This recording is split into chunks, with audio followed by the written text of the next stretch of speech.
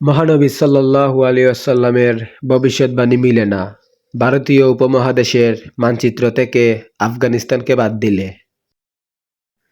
আসসালামু আলাইকুম।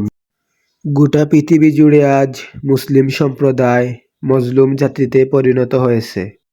পৃথিবীব্যাপী সকল মুসলিম নিধনের মিশনে আজ ঐক্যমত।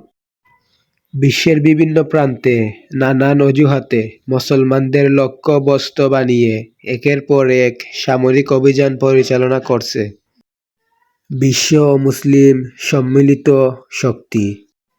বিশ্বের সকল অমুসলিমদের মিশন, ভিশন ও চারিত্রিক বৈশিষ্ট্য দেখতে ভিন্ন হলেও মুসলমানদের বিরুদ্ধে তারা আল কুফরু মিল্লাতুন ওয়াহিদা মিজদাক অনুযায়ী এক এবং অভিন্ন। আল্লাহর রাসূল সাল্লাল্লাহু আলাইহি ওয়াসাল্লামের ভবিষ্যদ্বাণীর আলোকে আমরা গাজওয়াতুল হিন্দের যে ঘোষণা জানি, সেই ইতিহাস জানার সুবিধার্থে প্রথমে আমাদের জানতে হবে ভারতীয় উপমহাদেশ সেটা কি। ভারতীয় উপমহাদেশ বলতে সাধারণত আমরা মনে করি ভারত, বাংলাদেশ এবং পাকিস্তান, এই তিন রাষ্ট্রই। অথচ ইতিহাস বলে ভিন্ন কথা। উখিল ভারতীয় সংস্কৃতি, জ্ঞান পরীক্ষা, স্টুডেন্টার্ড 7 ছাত্রদের RSS পাঠ্য বইয়ের প্রথম অধ্যায়ে একটি মানচিত্র আছে, যেখানে পাকিস্তান বাংলাদেশ বিভাজন পরবর্তী ভারতকেও এখনো ভারতের অংশ হিসাবে দেখানো হয়েছে।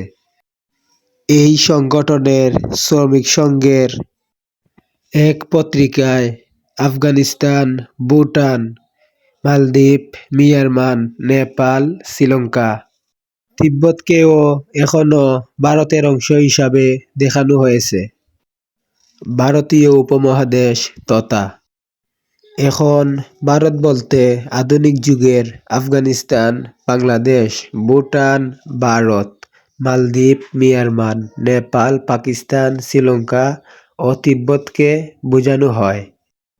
ভারত, বাংলাদেশ, পাকিস্তান এই তিন রাষ্ট্রকে ভারতীয় উপমহাদেশ বোঝানোটা মূলত মৌলিক ধারণা মাত্র।